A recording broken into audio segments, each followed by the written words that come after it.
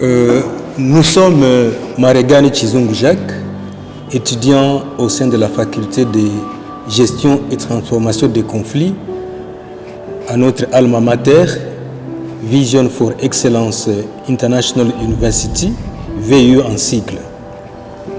En ce jour solennel, c'est pour nous un très grand honneur de prendre la parole afin de soumettre à la haute appréciation du jury la synthèse de notre travail de mémoire de master intitulé « Administration congolaise et gestion des réfugiés au site Kivu ».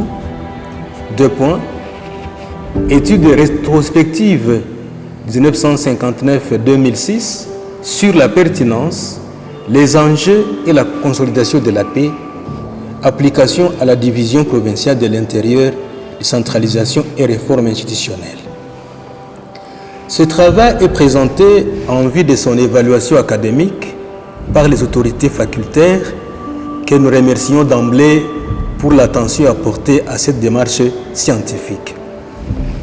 Messieurs le Président du jury, distingués membres du jury, chers enseignants à vos titres et qualités respectifs, au professeur Dr Hubert Watongo Kalutala, directeur de ce travail, pour l'abnégation et l'approche cordiale, camarades étudiants et tous ceux qui nous suivent en ligne.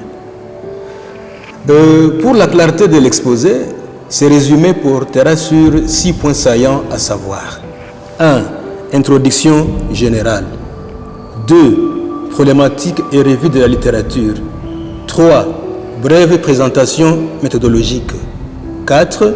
Principaux résultats. 5. Analyse et discussion des résultats. Et 6. Conclusion assortie de recommandations. 1. Introduction générale.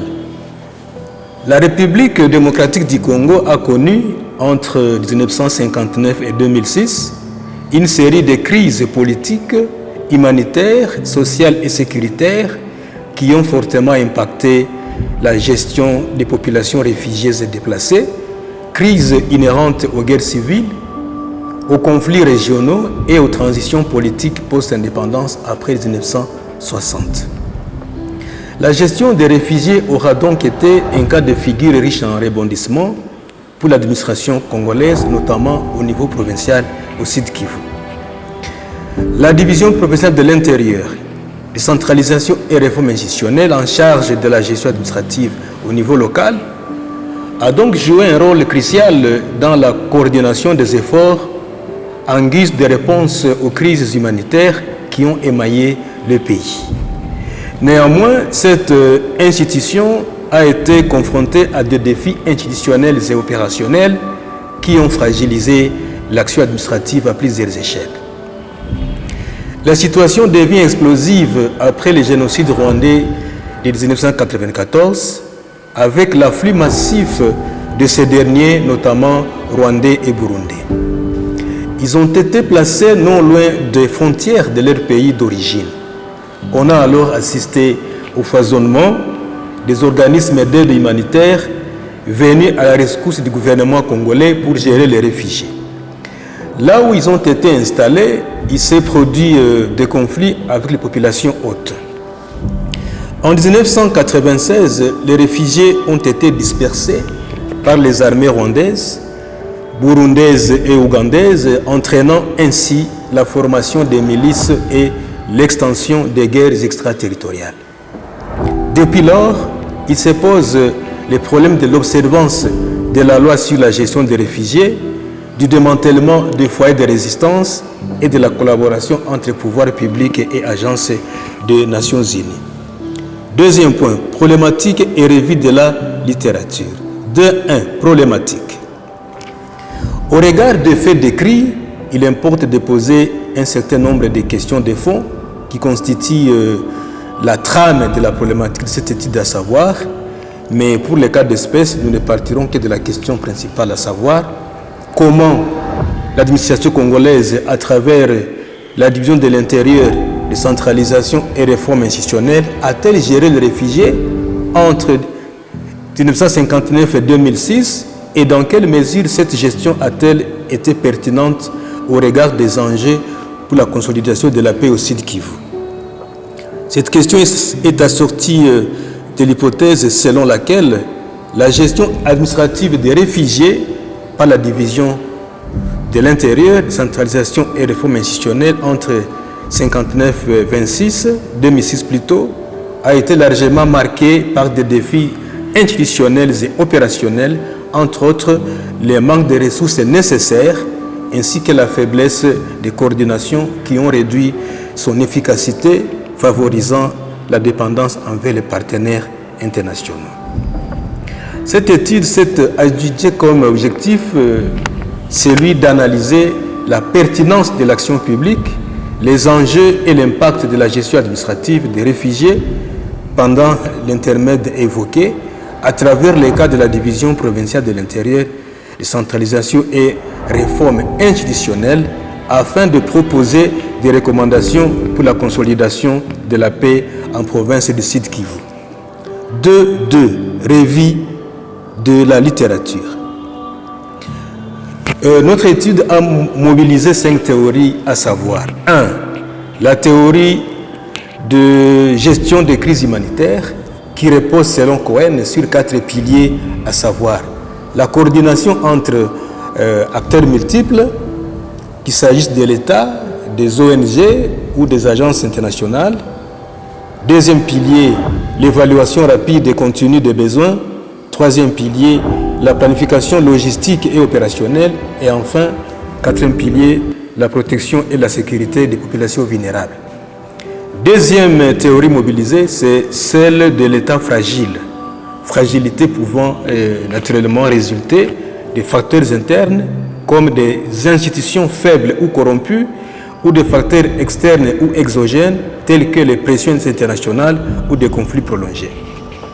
Troisième théorie, c'est celle de la capacité institutionnelle, entendue selon Robert Rothberg comme la combinaison des compétences, des ressources et des structures organisationnelles qui permet à l'État de remplir ses fonctions régaliennes. Quatrième théorie, c'est celle de la résilience et de l'adaptabilité, comprise comme la capacité d'un système social ou institutionnel à absorber les chocs, à s'adapter et se reconstruire. En ce sens, la gestion des crises humanitaires est de plus en plus abordée via la résilience. Cinquième théorie enfin, c'est la théorie sur la consolidation de la paix ou la peace building que nous avons analysée à travers Johan Galtung, pour qui la paix se consolide en transformant les structures de violence et d'injustice qui nourrissent les conflits.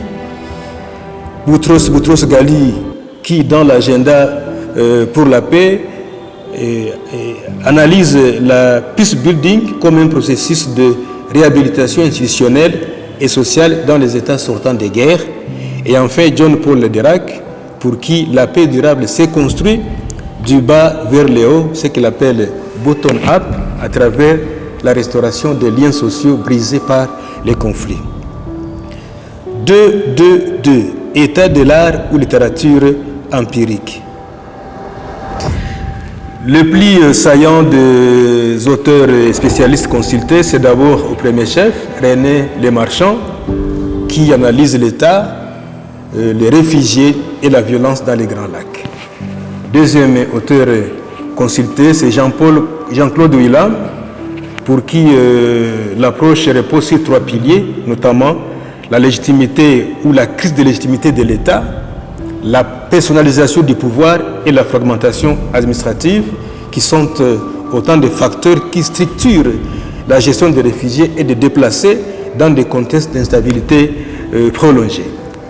Philippe Reiskens, qui articule pour lui une lecture régionale et empirique de la crise congolaise en soulignant la porosité des frontières, la politisation de l'identité ethnique et la transformation des administrations locales en zones de gestion concurrentes. 3. Brève présentation de la méthodologie. En somme, la méthodologie adoptée dans cette recherche repose sur l'approche mixte, qualitative et quantitative. Néanmoins, la méthode historique nous a servi de balise en ce qu'il a permis de retracer l'évolution de la gestion des réfugiés depuis 1959 à travers les changements institutionnelle, politique et juridique intervenue dans l'administration congolaise. Elle est aussi analytique, descriptive et comparative, soutenue ou sous-tendue par une démarche mixte, inductive, déductive et un ancrage théorique pluriel. L'entretien semi-directif inspiré de l'entretien en profondeur, l'analyse documentaire, l'échantillonnage, le focus group, l'observation se sont avérés des techniques déterminantes dans la construction d'un théorique des données et de leur analyse. En fait, la triangulation a été opérée pour assurer la validité des données en croisant les sources quantitatives et qualitatives notamment. 4 points principaux résultats. De manière indicative, l'étude a fait ressortir les résultats ci-dessus. Au plan qualitatif, l'étude a relevé les réussites significatives, notamment la mise en place des points de rassemblement des réfugiés, des camps de transit et la collaboration entre les ONG et les autorités locales qui ont permis d'améliorer l'efficacité de l'assistance humanitaire et de renforcer la résilience communautaire. Cette division n'a pas malheureusement disposé de ressources suffisantes pour prendre en charge seuls les réfugiés ni des capacités de supervision, laissant les ACR, la MONUC et plusieurs ONG internationales assumer la majorité des responsabilités opérationnelles, notamment l'enregistrement des réfugiés, la gestion des camps, l'assistance alimentaire, les programmes de protection et de rapatriement. L'étude a relevé au finish, au plan qualitatif, une certaine politisation marquée dans la gestion des réfugiés par les autorités provinciales, souvent influencées par les relations géopolitiques entre la RDC, le Rwanda et le Burundi. Résultat assorti des données quantitatives. En 2000 déjà, la sous-délégation d'IACR Bukavu avait rapatrié 6060 réfugiés rwandais, avec les 26 164 rapatriés entre 2001 et 2005 en provenance de 13 postes de rassemblement au Sud Kivu et au Maniema entre 2001 et 2005.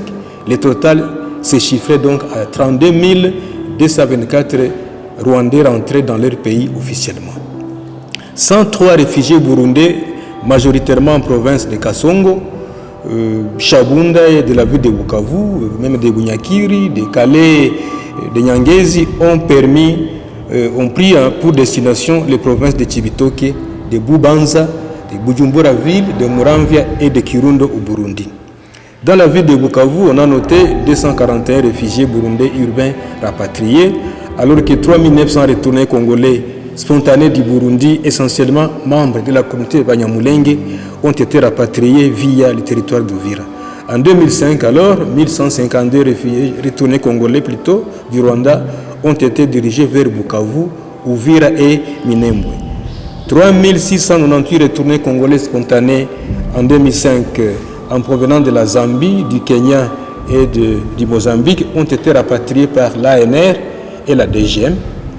Ils sont entrés par des postes frontaliers se trouvant loin du site Kivu, leurs documents d'ambassade faisant foi. Toujours en 2025, plutôt 2005, je m'excuse, 582 retournés congolais spontanés en provenance de la Tanzanie ont été enregistrés par le gouvernorat des provinces du Sud Kivu. Enfin, 65 enfants issus d'union mixte rwando-congolais, soit 28 filles et 37 garçons, ont été rapatriés de janvier à décembre 2005 et enregistrés par le service d'immigration. Ce faisant, il n'en demeure pas moins vrai que les réfugiés ont été placés au cœur d'enjeux sécuritaires, politiques et économiques sous-régionaux. Et donc, face à ces enjeux, la capacité de gestion de l'administration congolaise n'a pas été depuis concluante. Comme on peut le constater, la fragilité de la gestion des réfugiés a donc permis de stabiliser certaines zones et de faciliter les rapatriements. Néanmoins, la fragilité institutionnelle, la corruption et la militarisation des camps de réfugiés ont limité la durabilité de la paix. 5e point, analyse et discussion de résultats. Pour être plus certain, nous avons combiné les analyses de Le Marchand dans structure historique et tension identitaire, de Claude Willam quand il aborde la désinstitutionnalisation et prédation administrative, et de Rechenk qui parle de la gouvernance fragmentée et la dépendance régionale. Alors, lecture faite de cette triangulation, on obtient une certaine perception empirique, notamment que la gestion congolaise des réfugiés au Sud Kivu, entre cette période si syndiquée et les produits d'un État fragile, sous pression régionale, administrativement affaibli, mais toujours mobilisé comme outil symbolique de souveraineté. La capacité d'adaptation aura donc permis de maintenir des services humanitaires malgré ces contraintes, mais la coordination restait insuffisante, confirmant la théorie de la résilience. Sixième point, enfin, conclusion assortie de recommandations. Cette étude a démontré que la gestion des réfugiés au Sud Kivu a révélé l'incapacité structurelle de l'État congolais à exercer ses fonctions régaliennes, laissant les organisations internationales combler ces lacunes.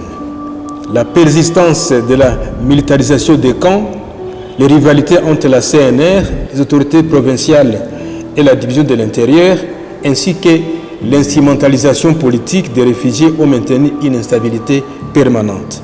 Les réformes institutionnelles engagées entre 2003 et 2006 n'ont apporté que des améliorations modestes, soulignant que la consolidation de la paix resterait illusoire tant que les questions de gouvernance, de sécurité transfrontalière et la responsabilité étatique ne seront pas réellement prises en compte. Cela étant, il devient impérieux de formuler quelques recommandations opérationnelles de manière indicative que nous avons articulées sur 4 registres ou échelles suivants. 1. Au niveau des États dans la région des Grands Lacs. Entre autres voies de sortie de la crise des Grands Lacs, on peut suggérer les préalables démocratiques pour lesquels on peut préluder une paix durable, car cette option offre une alternative pour la survie des États, le développement économique étant un levier essentiel de stabilité à long terme.